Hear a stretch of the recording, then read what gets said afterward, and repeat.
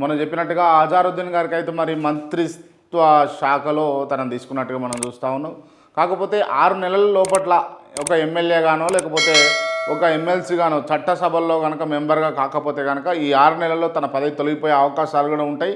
So అది మనం గమనించాలి. గతంలో హరికృష్ణ తెలుగుదేశం పార్టీ నుంచి, నందమూరి హరికృష్ణ, దాని తర్వాత ఒకసారి తన్నీరు హరీష్ రావు, అంతకుముందుకు ఇప్పుడు అజారుద్దీన్. సో వీళ్ళు ముగ్గురు కూడా అంటే చట్టసభలో సభ్యుడిగా కాకుండా మంత్రిత్వ శాఖలో ఉన్నటువంటి వాళ్ళు. రాజశేఖర రెడ్డి హయాంలో ఉన్నప్పుడు హరీష్ రావు నాకు తెలిసి 2004-05 అనుకుంటా ఆ సంవత్సరంలో. అదేవిధంగా హరికృష్ణ కూడా సేమ్ ఇదే సందర్భంలో. సో తను మళ్ళీ చట్టసభలో రాకపోయేసరికి మళ్ళీ అది పదవి పోయింది. సో మొత్తానికి ఏంది అని అంటే చట్టసభల్లో మెంబర్గా లేకుండా మంత్రిత్వ శాఖలో కనుక తీసుకుంటే కనుక ఏం జరుగుతుందంటే 6 నెలల లోపట్ల చట్టసభల్లో తను మెంబర్గా లేకపోతే పదవి రద్దు అయిపోతుంది ఇక ఆటోమేటిక్. ఇది మనకు రాజ్యాంగం కల్పించినటువంటి హక్కు.